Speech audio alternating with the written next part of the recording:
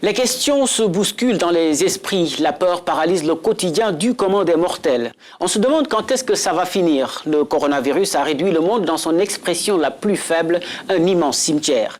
Des morts qui se comptent par milliers, des millions de vies qui ne tiennent que sur un fil aussi tranchant que la lame du désespoir. Mais on ne se laissera pas abattre. On va se battre jusqu'à la victoire, que l'on espère proche. Hommage aux scientifiques, aux médecins et infirmiers, aux forces de sécurité, bref, à tous ceux qui sont mobilisés, y compris vous, chers téléspectateurs, pour terrasser cet invisible ennemi qui a fait du monde un géant aux pieds d'argile. Ravi de vous retrouver dans Football Planète, votre émission consacrée à l'actualité du football, une actualité marquée justement par cette pandémie du Covid-19 qui a pris en otage tout le monde depuis plusieurs semaines. Mesdames et messieurs, merci pour votre fidélité à Africa News. Tout de suite, le sommaire. Le football toujours paralysé par le coronavirus qui continue de prendre le monde en otage. Face à la crise sanitaire mondiale, les clubs tentent de s'adapter à cette situation inédite. Pour éviter la faillite, des mesures allant des réductions de salaire à la mise au chômage des joueurs ont été adoptées par plusieurs clubs, à l'image du TP Mazembe qui vient d'envoyer ses pensionnaires en chômage technique. Il aura marqué toute une génération et son nom est à jamais gravé dans l'histoire du football. Michel Hidalgo s'est éteint jeudi à l'âge de 87 ans. Il a été le premier sélectionneur à avoir donné à la France son premier trophée international en 1984, à suivre le témoignage de l'un de ses anciens joueurs, Alain Giresse, membre du fameux carré magique que nous aurons tout à l'heure au téléphone. Que peut-on apprendre à Lionel Messi lorsqu'on est son entraîneur? A priori, rien, répondront beaucoup d'entre nous. Avons-nous vraiment raison? La réponse avec le sélectionneur de l'équipe d'Espagne et ancien entraîneur du génie argentin au FC Barcelone, Luis Enrique, que vous pouvez suivre en fin d'émission.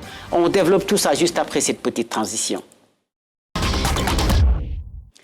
Des sources de revenus coupées, des charges colossales à gérer dans un climat d'incertitude. Les clubs de football n'échappent pas aux foudres du Covid-19 qui a mis à genoux tout le système économique mondial.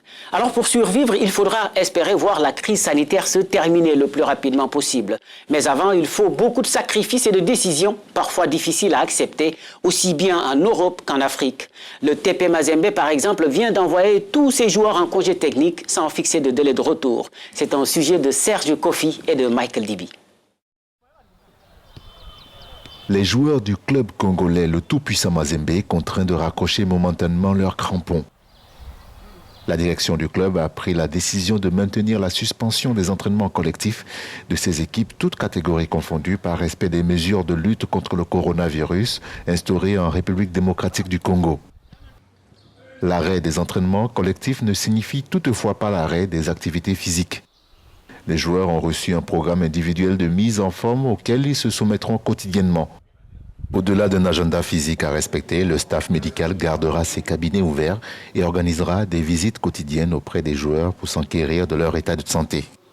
Les corbeaux de Lubumbashi, comme on les appelle, ont été exhortés à se soumettre aux consignes sanitaires pour éviter toute contamination du coronavirus.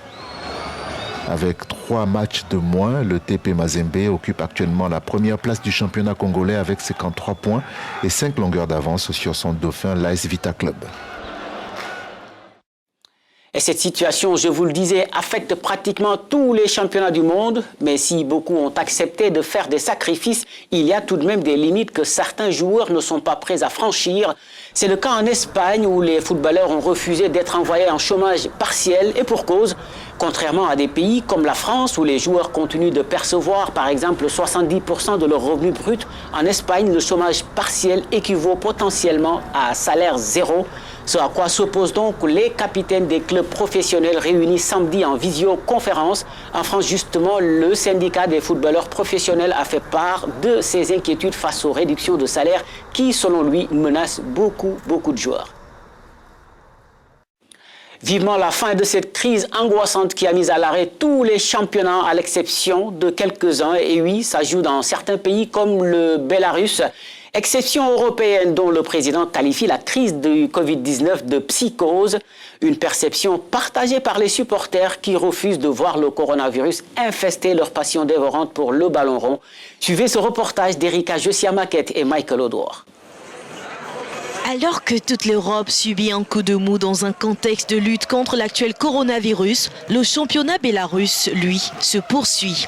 De nombreux supporters en effervescence ont écarté toute crainte de contagion et se sont rendus au stade pour encourager leurs équipes. Tous pensent, comme leur président, la Covid-19 n'est qu'une psychose. Les malades ne viendront pas ici. Seuls les gens en bonne santé le feront. Et en plus, nous avons tous été contrôlés. Personnellement, nous sommes du village, nous n'avons pas le virus. Et j'espère que nous ne l'attraperons pas. Rien n'est risqué, rien n'est gagné. Nous continuerons à venir au stade jusqu'à ce que ce soit interdit. Notre président a dit que travailler sur les tracteurs guérirait tout le monde, donc tout ira bien. Des mesures spéciales ont néanmoins été mises en place avec notamment l'installation de caméras thermiques pour vérifier la température des fans à leur entrée dans les stades qui sont désinfectés 2 fois par jour. Espérons tout simplement que ces mesures permettront à ces inconditionnels du ballon rond d'éviter ce qui est arrivé dans d'autres pays. Il aura accompli l'une des performances les plus sublimes de l'histoire du football et révolutionné l'équipe de France. Premier sélectionneur à avoir mené les Bleus sur le toit de l'Europe en 1984 en Espagne, Michel Hidalgo s'est éteint jeudi à l'âge de 87 ans. Mais son nom est à jamais gravé dans les annales, aujourd'hui pleuré par ses anciens joueurs et le monde du football. Nous avons justement en ligne l'un des joueurs qui formait le fameux carré magique qui a remporté l'Euro 84, Alain Giresse, que nous connaissons ici et dont la nouvelle génération ne reconnaît que sans doute son passage en Afrique en tant que sélectionneur notamment du Mali, du Sénégal ou encore de la Tunisie. Bienvenue dans cette émission, Alain. J'imagine que la mort de Michel Hidalgo doit être un coup dur pour vous, n'est-ce pas? Oui, d'abord c'est très triste, c'est une nouvelle très douloureuse. On savait Michel Hidalgo très fatigué, très affaibli, mais voilà, quand malheureusement son décès survient, voilà, c'est très dur, oui, parce que c'était un homme important, c'était un homme important du football français, à la fois quand il était dans l'encadrement de la DTN, et puis après quand il a pris en main l'équipe nationale. Et moi je fais partie de son équipe, l'équipe qui est en place. Et avec à mon niveau à moi, un soutien total et sans faille de sa part en mes qualités. Donc il avait une grande confiance en mes possibilités, ce qui m'a permis bien de pouvoir jouer avec l'équipe nationale et sous sa direction. Alors que peut-on retenir de lui au-delà du sélectionneur qui a offert à la France son premier trophée majeur? Mais d'abord, c'était un passionné de football, c'était quelqu'un qui vivait le football du matin au soir, qui avait des idées, qui avait de l'ambition pour le football français, mais que ce soit pour l'organiser et que également aussi après, quand il était entraîneur national, pour affirmer les qualités des footballeurs français, c'est-à-dire un jeu basé sur de la technicité, de la créativité, de l'intelligence de jeu, et pour nous permettre, il avait cette conviction de dire que c'est avec ces qualités qui sont les vôtres que nous pourrons obtenir des résultats. Et il nous a convaincus et bien sûr, nous a donné la confiance nécessaire pour le réaliser. Alors une dernière question avant de vous quitter, Alain. Vous êtes actuellement en confinement en raison de la pandémie de Covid-19. Comment vivez-vous cette situation? Vous savez, le football n'est pas en dehors de la vie et de la société. Hein. Quand il y a des événements aussi dramatiques que celui-ci, en France, en Europe, partout dans le monde, eh bien, il faut savoir se ranger derrière les directives. Et voilà, donc je suis au domicile, voilà, en évitant de circuler, de sortir pour pour observer ce que réclament les instances d'autorité à la fois civile et sanitaire. Hein, mais c'est aussi dans des moments comme ça, vous savez, le football n'est pas le plus important, même évidemment, même s'il nous manque beaucoup. Voilà, merci beaucoup Alain Giresse, on vous souhaite beaucoup de courage. Je vous en prie, merci. Alain Giresse, ancien international français, membre du fameux carré magique sous les ordres de Michel Hidalgo, qui vient donc de nous quitter. Une mort qui n'est cependant pas liée au Covid-19.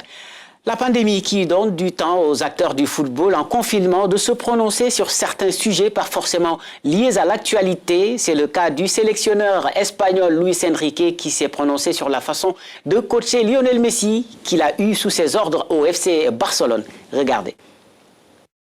Bueno, Comment former Messi? Il y a un peu de tout. Bien sûr, vous ne pouvez pas lui dire comment dribbler, passer la balle ou tirer au but parce qu'il est incroyable sur tout cela.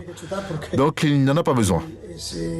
Mais quand nous parlons de différents plans de jeu ou des moments spécifiques du jeu auxquels nous souhaitons qu'il participe, évidemment, il le fait.